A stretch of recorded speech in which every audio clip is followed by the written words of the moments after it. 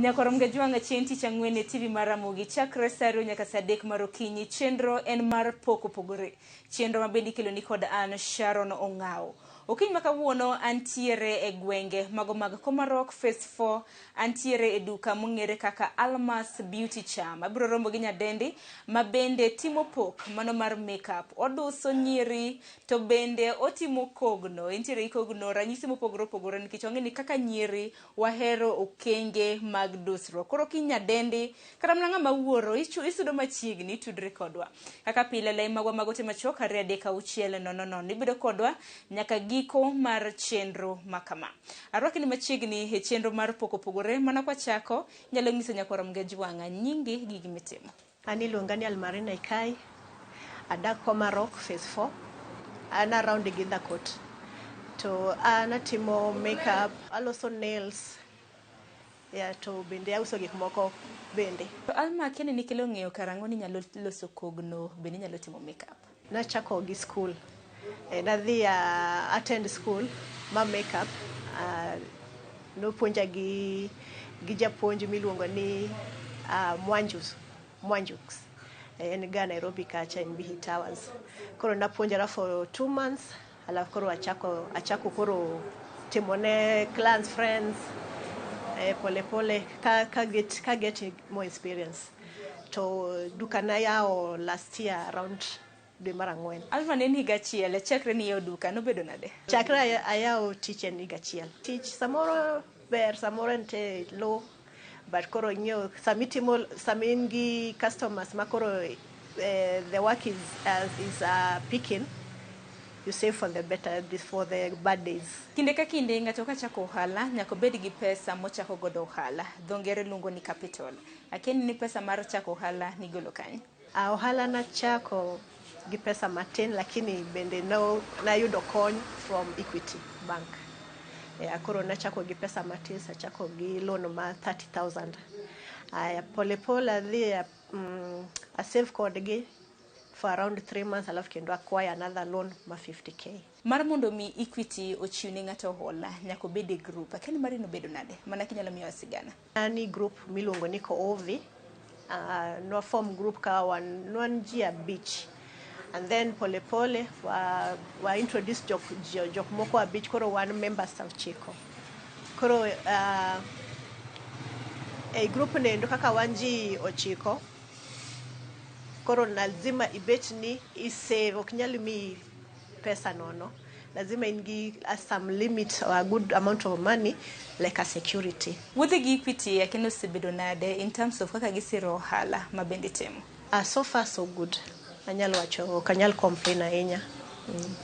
Equity petera maber to bende ken loan achulo bila pressure. Iye kaindi aneno kitimo chenro mopogore opogore kopogore gi makeup naneno kanyo kiloso kogno, perfumes bende uso mantiere toki kanyo, lewni bende nwarado godo kwa donjo. Mar mondo mi customers magi mabiro nyiepo ka onyiew mwandu magi akeni gitiyo gi yo mane? Tie format ma gine o introduce Equity ntie godo and pay bill. Account pay bill number and ga 247247 and then koro account number and mana number na koro kamano kaka gichudo ga. Ang'eni bengi mar Equity jachiwo tiegruok mopogore opogore kaka ng'ato nyalo boost kata mana hidho ohande mabende otimo.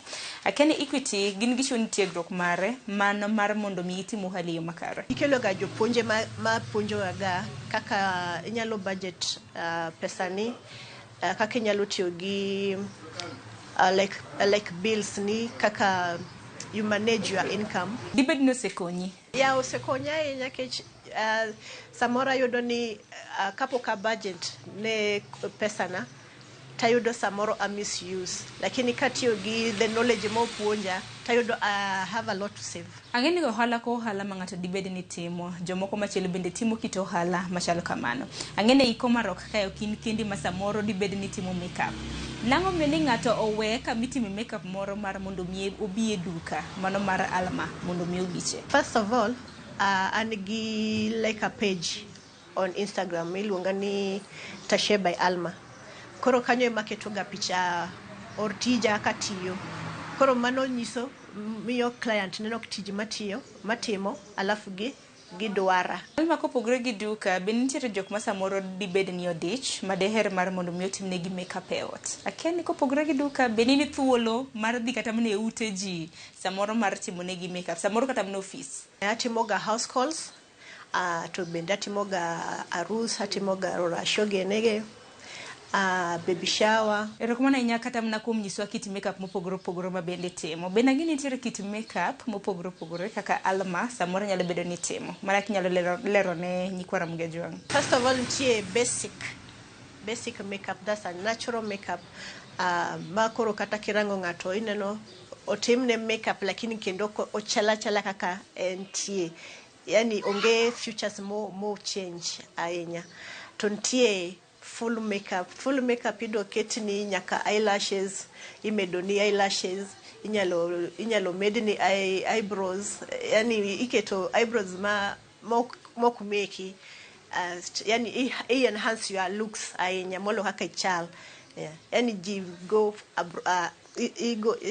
nyato nyalo dhi to an extend ma kata kiking'e ma to ng'awa. Bende hotenre kod makeup, nitie ga makeups moko ma ng'ato timo for movie, samoro ka ng'ato wang', nitie kaka timo ne. Ken mago be e makeup ma bende timo? Mago okan specialize in. Yeah, noka learn on those special effects. Anatimo mana natural makeup or everyday makeup. Akeni Alma kaka jo ohala ma bende nitiere paw weche mag ohala mag Dusruok. Nitiere finance bill kata mna sani en chik. Mano paro kata mna chik mar omenda masani madwaro medo omenda ahinya mwandu mag Dusruok kotenre koda makeup mag Dusruok, eyelashes, eyebrows, mabandia. Akeni pachi kaka jatimo ohala kotenre koda mano dibedang. Neno kaka e-tax wine everything. Koro ken kata foundation, ntie foundation moko mano nyoga 800. Sani nyalo yudo ni iuso ni for 2,500.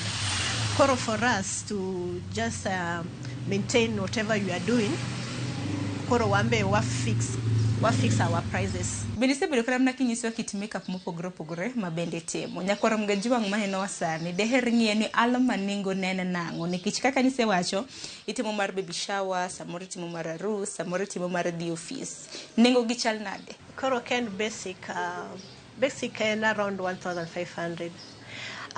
To ma baby shower gi kata arus tegemea gi kako winjuro gi clients. Yeah, so kila ngato manyalo afford the amount that you are offering. Koro nyalo yudo ntinya ngama nyalo mi kata 2,000, 3,000.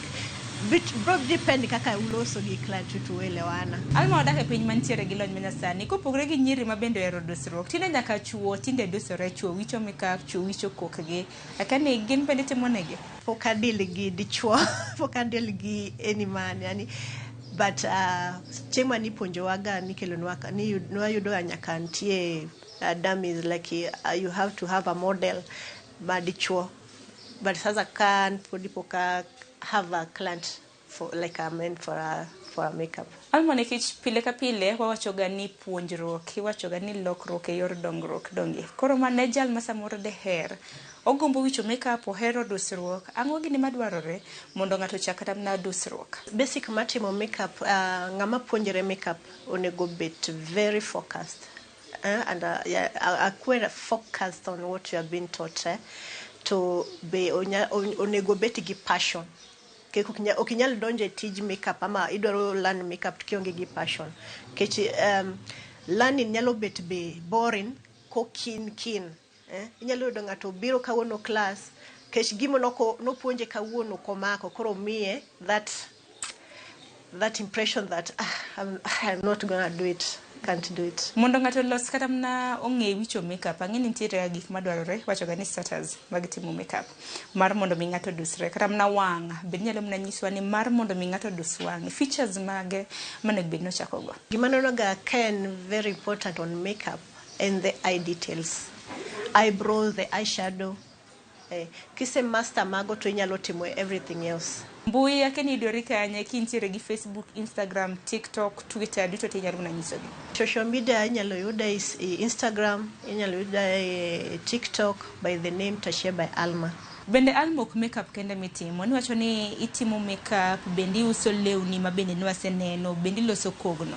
Kogno bende tinde obiro e yore mopogore opogore. Inyalo mana nyisowa rang'iny mopogore opogore mag kogno ma iloso. Okay, kogno atimo ga gel, atimo acrylics, atimo be stick-ons, atimo nyaka normal polish. Pogruok mage ma samoro na nitiere chon gi kinde masani mago mag loso kogno. Sani nitie a lot of mosebiro.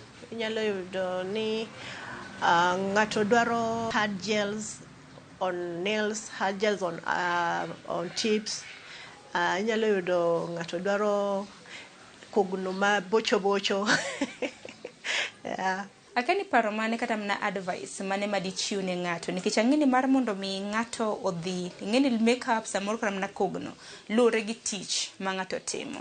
Akani kaka jal mosetimo makeup kuom thuolo malach, advice kata mna paro mane madichiw ne ng'ato kutenre kod wicho makeup kata mna wicho koke. Ng'ato ka ng'ato nitie kaka ohero, lakini on my view ng'ama tiyo kama office inyalo keto kogno mag nude geki.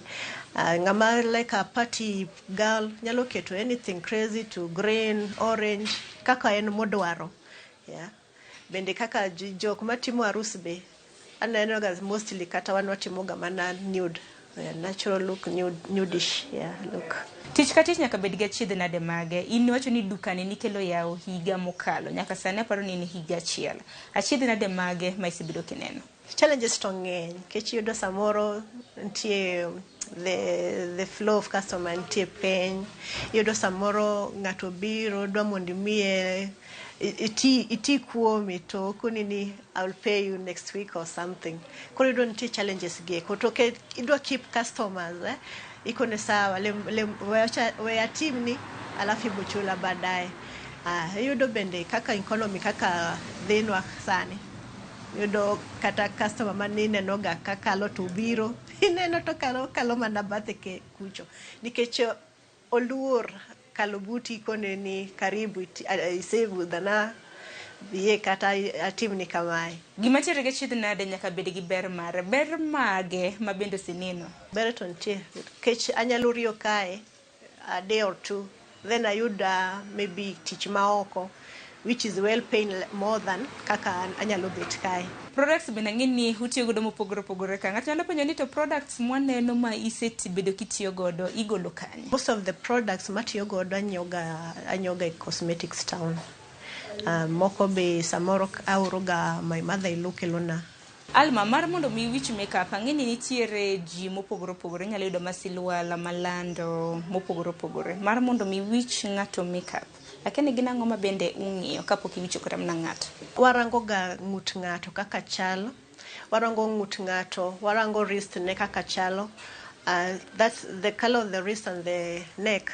Ema nyiso ga ng'ato the color munego ipak ne ng'ato i wang'e.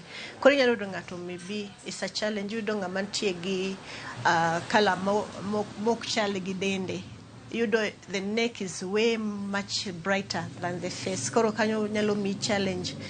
Koro mi mondi apply a lot of a shade. Alma kata kaka pok wachiko kata mna chenro makama samoro ng'ato nyalo penjo ni Alma ni be samoro nyalo biro kuma ntiere nikech ok ji te ma samoro ntiere bura Nairobi. Samoro ng'ato neni Migori, Siaya, ubed kata mana yo gwenge mag Asembo. Bende thuolo mar dhi kuma gintiere. In case ka ng'ato dwaro yudo simu nyalo yudo 0712434238 to kin kuma bor unavailable for traveling. Koro ntie kaka nyalo loso kodi kaka nyalo pango kaka bot chupo kuno. Expenses nyalo bet mari. Mostly enega ma client the expenses ka travel. Yeah, anyalo biro kata ndege tichulo na ndege tabira kumintie. Yeah, sani an Komarok phase 4, but I'm available for flying, traveling, taking a train kumintie tayudi. Alma ntiere penjo manyikwa Ramogi Ojwang weroga mar mondo mi apenja inyanya kotenre kod tiegruok training nikech wadak e piny ma kila ng'ato manyo yo manyalo yudo godo yuto mare bende ichiwo training to kichiwo gi pesa di? Apuonjo ga mostly mase puonjo ji en makeup on yourself, own self makeup. Kibiro kuoma tabo puonji kaka itimo makeup, itimo makeup kuomi. Ng'ato mimako piyo, inyalo kata timo ne ng'ato. In 2 weeks time wanyalo decide that ichula 15,000. Manyiso ni tiegruok kotenore kod wicho makeup dusruok. Ng'at nyalo mana time kinde thuolo mar jumbe 2 to bedo ni ong'eyo ahinya. Ka yok tek timako makeup in 2 weeks, 15k in 2 weeks. Salma, samoro wachni mogik ne nyakwara Mgejuanga ma diher nyise nikech ang'eni bang' ma ibro bedo kinyisowa kaka iduso ahinya kaka itimo tiji e kai. Wachni mogik de bedang. Kitimo biashara. Kiki yao kawuono biashara. Alafu iwe biashara, ni biashara ok dhi ni maber kendo kiny relax kendo iyao biashara next week. Biashara doro kawuono idonjo e tich. Kiny idonjo e tich. That's how we do it. Kaka kono umbele nyalo yuda in social media, yuda Instagram by the name Tashe by Alma. To bende TikTok nyalo yuda give the same name Tashe by Alma. Karibuni ukelna consumer mungodo kukuluor watim biashara. Alma, agoni rekomana nyakum nyiso nyikwara Ramogi kit pok ma bende timo okinyi makawuono. Nyakwara Mgejuanga kata kamano chenro pok orumo nikech gisani adwaro mar mondo mi Alma kata Almarina onyiso kit pok ma bende entiere godo. Nitiere nyadende ma bende nitiere ka ma bende obro bedo ka oduso. Mani kit pok ma bende adwaro neno gisani.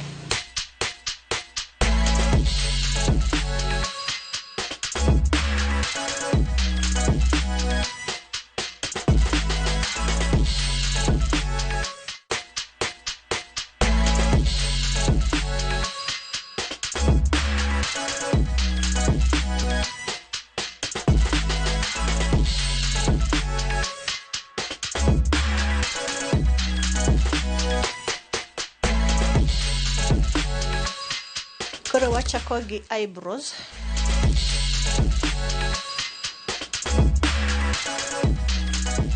Ni shade kumineno ni onge yer eyebrows. Kuma onge yer wich ipongo gi eye pencil.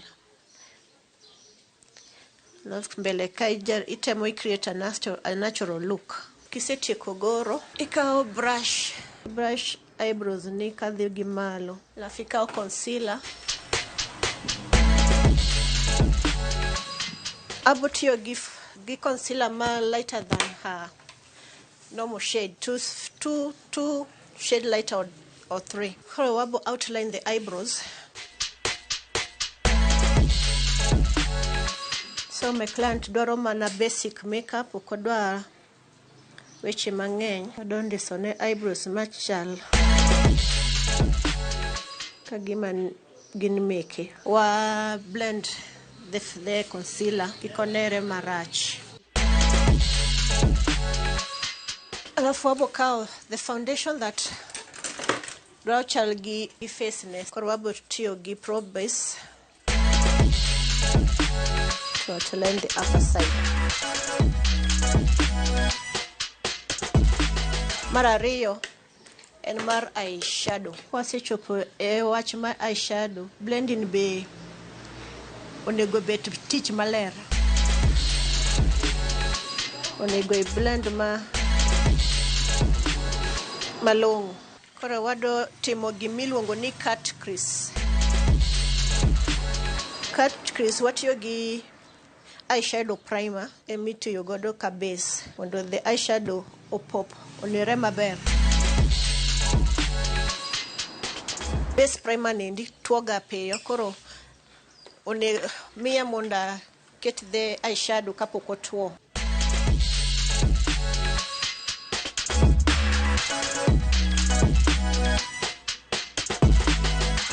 Puonja my mentor no kono ni kidwa go for the original products, don't buy the fake ones. Koro wasetieko product my eyeshadow, process my eyeshadow.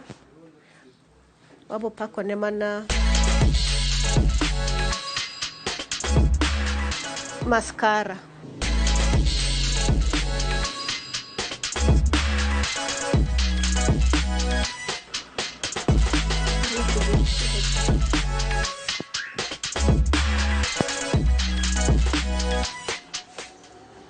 wabo wiro wanja waterline iketo ma dry to kobikonyi bedo ni blend to onge gima timore. Kidwaro a smooth face ti onego imadh pi mang'eny. Nyakorom ga jongi kanyo bende makelo wa giko mar chenro mar poko pogore odiochieng' ma kawuono. Mana kana sinyisi motelo kiny ma kawuono nwabiro ni achiel kachiel kwa wuok e gwenge mago mag Komarok Phase 4. Duka ma bende wantiere ong'ere kaka Alma's Charm Beauty Parlor ma bende nitiere gwenge makamagi. Alma ostangonwa kaka otimo kit pok ma bende nitiere gode. Ineno kanyo Dusruok mago wang' ma bende otimo, bende kogno. Ineno kanyo ka owicho rang'iny mano mar gel. Koro namba ne bende nosechiwo, mbui mage bende nosechiwo kanyo. Koro kidwaro mar mondo mi ochiw ni tiegruok, bende nowacho kanyo nochiwo tiegruok. Koro nyalo mana yuane tola. Kwa kamano pile ka pile ajawacho ni chenro ma bende akelo nyaka kel ni gi puonjruok mora mora. Aparo ni odiochieng' ma kawuono yudo puonj achiel ariyo adek ma bende inyalo kwanyo.